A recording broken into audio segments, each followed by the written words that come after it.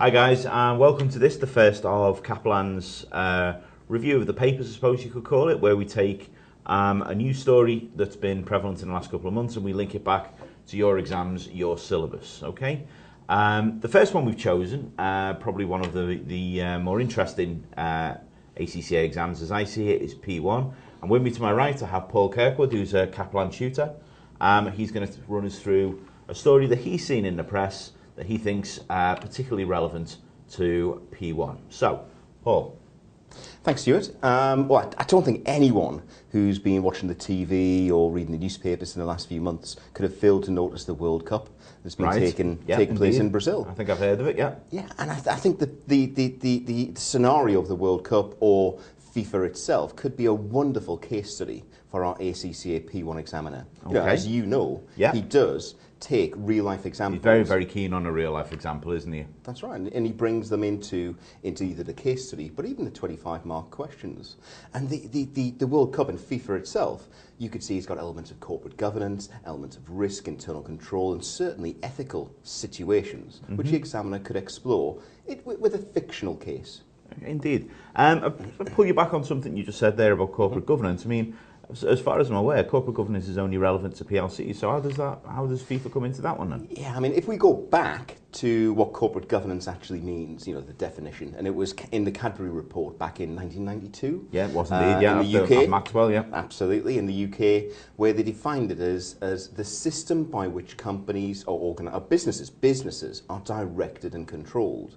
Now, I mean, the clue's in the question, isn't it, with the idea of corporate governance? Yeah, absolutely. So does it really only apply to businesses? Well, I don't think so, because the fundamental principles that underpin corporate governance really are valid for all organisations, whether they be charities or sporting organisations. Yeah, indeed, as I understand it, that definition's been expanded since Cadbury first wrote it, hasn't it, to now include the term shareholder and stakeholder as well, hasn't it? So that's right. I think if you looked at an organisation like FIFA, I think if we understood who FIFA's stakeholders were, then we'd be able to understand why corporate governance probably has more of a bit of a deeper meaning for them than initially we might think.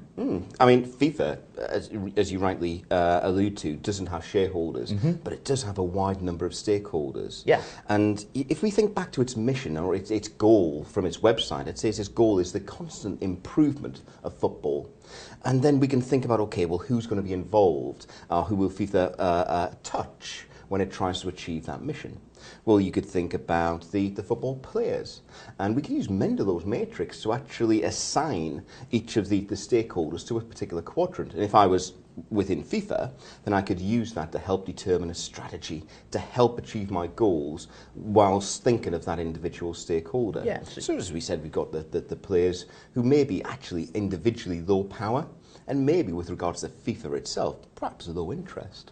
But then you'd have organisations such as the sponsors, who may be the key sponsors of the World Cup, who may have higher power, but possibly lower interest unless something happened which made them concerned about FIFA's activities. Okay, and of course you can't think about football without thinking about the fans either, can you? Yeah, well, I mean, again, think of Mendelow as the fans. They've got to be low power individually. Maybe collectively they could have a bit more of a voice. Have they got a high or low interest in FIFA itself? I'd probably argue a low interest as well. I think in the organisation FIFA. Okay, so we've looked at the sort of the stakeholders, the different stakeholder groups that are there. We've used this idea of Mendelow's matrix to assign them. Of course, all of this works on the principle that in order to worry about something like this, there must be something wrong at the very heart of FIFA in order for us to be even thinking about this discussion. So what's your take on that? And I don't think I would use the word "what's wrong" at FIFA. I think that's a little bit harsh in terms of FIFA is an incredibly successful organisation. You know, multi-billion-pound revenues. But there have been one or two recent examples where maybe some activities or allegations are at risk of damaging FIFA's reputation. Yeah. If I take that back to the fundamental principles of corporate governance, you know, some of those would be integrity, reputation, accountability, responsibility. Of course, these are all key terms that are defined in P1. These are all things that are very, very important to the P1 examiner, aren't they? Yeah, and we could take a couple of examples. I remember in the construction of the World Cup stadia in Brazil, there was a number of accidents, a number of fatalities. Now, I know that the construction industry is a dangerous, or can be a dangerous industry. I used to work in it. However, Do you think FIFA has a responsibility to protect the safety of the construction workers building those stadiums for the World Cup? Well, I think some of the more sort of strategically important partners in FIFA may take that view, and certainly some of the sponsors may think that FIFA have some sort of responsibility there. Yeah. And I think that again brings in the idea of the stakeholders, Mendelow's matrix. You really want to be keeping those key players happy, don't you? Well, that's right, and ultimately, excuse me, ultimately, it will be the stakeholders who will hold FIFA accountable. And again, another one of those fundamental concepts. Yeah. And I can take that a little bit further. It reminds me of the 2022 World Cup bidding process in Qatar. The bid of Qatar, yeah. That's right. And there's been several allegations of maybe lavish gifts or entertaining being levied on the people who are making the decision. Now, those are just allegations, and I know Qatar as a state is fundamentally denying any of those allegations. As are FIFA, yeah. As are FIFA. But there are investigations underway. And if the reputation of FIFA is damaged, or if its integrity is brought into doubt, then that could damage the relationships with its sponsors. It could damage the commercial success of FIFA. Indeed. So corporate governance is incredibly important. Absolutely. Brilliant. Okay, what about risk then? I mean, we've talked about corporate governance. Now, obviously, the examiner takes the view that you've got these four syllabus areas. You've got corporate governance, risk, control, ethics. Now, I know the examiner tends to view them all as one large subject, and I think we all should view them as one large subject. I think we need to think about all of those different areas as part of corporate governance. Well, that's right. So what sort of risks are FIFA open to then, if these sorts of allegations are found to be true? Well, I mean, taking some of the key risk areas, we've alluded to some of them: reputational risk, financial risk, if sponsors decide to change the terms of the agreements or even pull out. However, the appeal of football around the world means if one sponsor does pull out, there's quite likely to be able to find possibly quite a low risk. Maybe you could assess that as relatively low compared to other organisations and other bodies. Yeah, and I know FIFA have been very, very vocal on the controls they've been putting in place, haven't they? They've, on their website, they've alluded to an awful lot of changes that they've made recently, and maybe you could elaborate on some of those for us as well. Yeah, as I look at the FIFA website and read their annual reports, as a fan, first and foremost, it actually gives me a bit of confidence that they are putting procedures and processes and controls in place to manage some of these key risks. They've now got a governance committee, and they've set up 4 task forces, including an ethics task force, to try and make sure that they are transparent and that they've got robust controls in place to manage these risks. Yeah. It's as I say, as a fan first and foremost, I do feel quite comforted that they are putting procedures in place that deal with the issues that are arising. Mm-hmm. And I think what we can probably do is we can probably draw parallels back to the types of committees you see in the corporate governance syllabus, things like the remuneration committee. Certainly the audit committee would go on if we're talking about risk and maybe ethics. You can. You can always also go back to parallels to other organisations.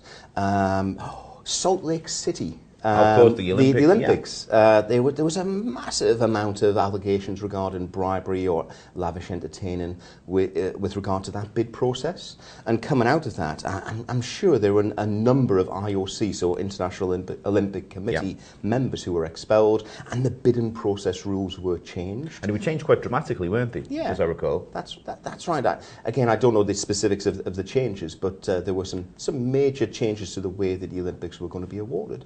Okay, excellent.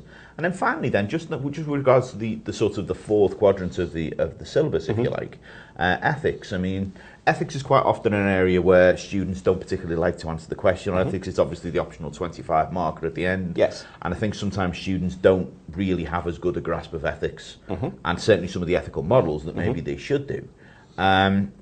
What are you feeling with regards to FIFA and ethics? I mean, from my own personal perspective, you've got to look at it from a relativistic point of view and say that, FIFA are probably open to many, many different pressures commercially and so maybe think about there is no one single right answer. If you were to take Qatar, for an example, there is no single reason why Qatar were awarded the bid, the World Cup in 2022.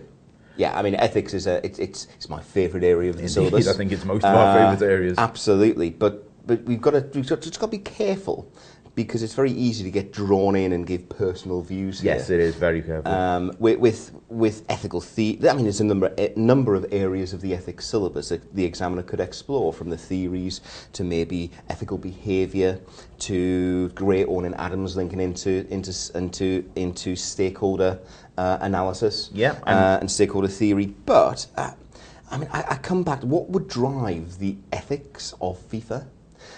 So similar to a corporation, I think maybe the ethical codes and ethical moral conduct will be driven from the top.